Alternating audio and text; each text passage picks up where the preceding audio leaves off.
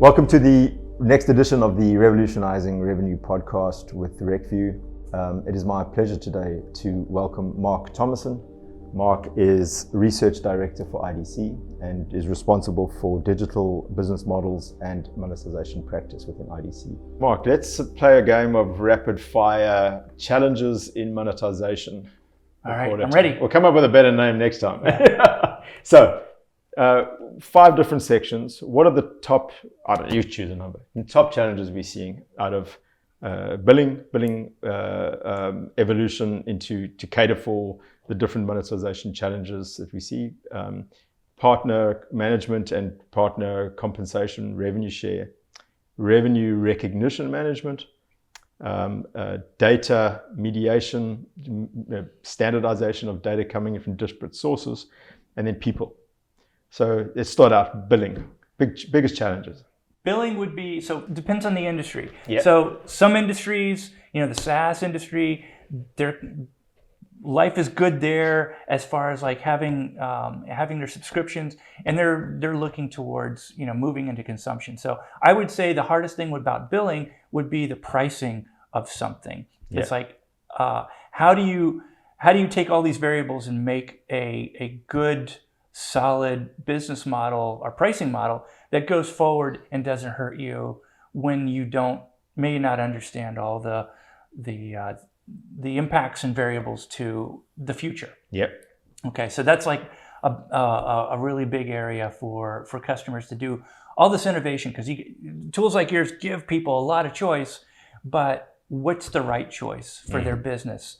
That's the hard thing, and that's kind of why I see customers on a best of breed basis, they go to a best of breed company because you'll help them on that part, and you'll work with an SI or a Simon Kucher or somebody that will help them with a business model and pricing to be able to orchestrate all these different things together. So, hey, we've got a plan. We've got we've got where we want to go. Now we just have to instrument it so we can do that at scale with no errors. Yeah. That's what we want to do. Great. Okay, so that's billing headline. Partner, we'll call it partner compensation, but partner revenue share calculation. What's the big pain? So it really comes around complexity. If you've got 4 partners and the same 4 partners that you've had for the last 4 years, not a big deal. Yeah. But if you've got a dynamic amount of partners and you want to play and you've got maybe different industries that you play with, and you want to segment and you want to have different marketplaces for different types of products, and you're talking to different groups of people, well, then you have more complications. And so you want something that you want an EOP that can have your partners tell you what pricing model that you want to price on, and what settlement model that they would like, and what their ask is. What do they want in this?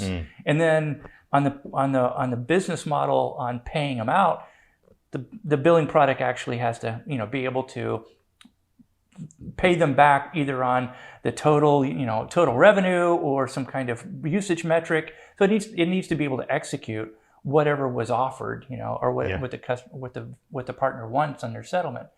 So it really depends on what the industry is and the level of complexity that you live in today or want to live in the future. To one word, it would be complexity. Yeah. Complexity of payout, complexity of offers. Because if you calculation in the first place, I guess. Yeah. That's what I meant by the algorithm is being able to fulfill whatever they want, or to offer what they need. Depending on brilliant. Yeah, well, that's great. Third one is around revenue recognition. So, and I know it's like a cliched phrase, and sometimes it feels like it. We lose the meaning of it, But from a compliance perspective, what is the big challenge you see there? And it could be industry focus, it could be anything, whatever you see. Well, the big deal is just adhering to ASC 606 or IFRS 15, the lease accounting one, 842. Yep, that's the one. 842. Yeah. Okay. So you've got different ways of recognizing revenue and different rules on doing that, and so that's the most important thing, is being able to orient your business forward on knowing how to offer something in the way that you want to recognize it, and what can be offered. When you're selling stuff, to be able to have that billing product that takes care of both parts, on being able to offer something that you can actually recognize the revenue for on an automated basis. Some products, subscription managed product most have revenue recognition, a lot of base stuff. But when you sell something big that costs a lot and you want to chunk that, then you chunk it use this algorithm to basically how much of split the price into different categories. Yeah, how much of that did we serve the customer and be able to offer that. In a contract that has lots of different products, some might be really big things that you need to chunk up that aren't really MRR happy. I see that in talking with these companies that have really complex contracts and they need to be able to do that at scale. Another issue is when you have the consumption model come in, and now you've got another thing of what do you do with these credits that are left over? So you have to do accounting on those credits too. Some of it's deferred or banked. I forget the new term. Okay, so we've run through a rapid fire on billing, on revenue share. We've run through a rapid fire biggest challenges around revenue recognition. The last one then is disparate data sources. So what are the big challenges we're seeing around how that data is managed? In the past, life was simpler. We only had a few data sources. We managed everything in spreadsheets, and we would Splunk that using Tableau or Looker or something, and we could manage it that way. And now we have all these different data sources, and none of the applications, or few of the applications, are able to bring it all in and make sense of it and turning it into insights. That's where we're going. So today we're dumping things into Snowflake. We're doing some data science on it and cleaning of this data. So that's a real big deal, is being able to once you get that data dump in there, you have to clean it and know any kind of anomalies that might be with it, any kind of things that might really screw up an average, some outlier of really low or really high. If you're billing on it, you need to have something, look at the data, real time, be able to say, hey, I want to flag it if I see something that I don't understand before I import it, because I don't want to pollute the data. And I see more companies move to that mediation, because you guys have had it for a while, move into it and be able to do it at a higher level and certainly a higher volume of data, because the more we come into these IoT situations and you've got so much data from so many devices out there, it sort of becomes like a telecom thing, where it's like you've got to be able to have something that handles a lot of transactions. But where's the usage of that data from the billing point of view? Because I kind of think it all comes down to money, and if it does come down to money, then the billing product needs to do that work of translating a whole bunch of noise into here's your top 3 churn candidates. Here's why the algorithm said that, and here's your short list. And to give the CSR or the customer success person a clue on how to fix something. The other area that I think that we see on the mediation, on the data perspective, where there are additional challenges, is if you've got data coming in from multiple sources, is how quickly can you pick up issues or errors with that data? Because obviously the earlier you can flag something up, route it to the right people to solve, the less it costs you to fix.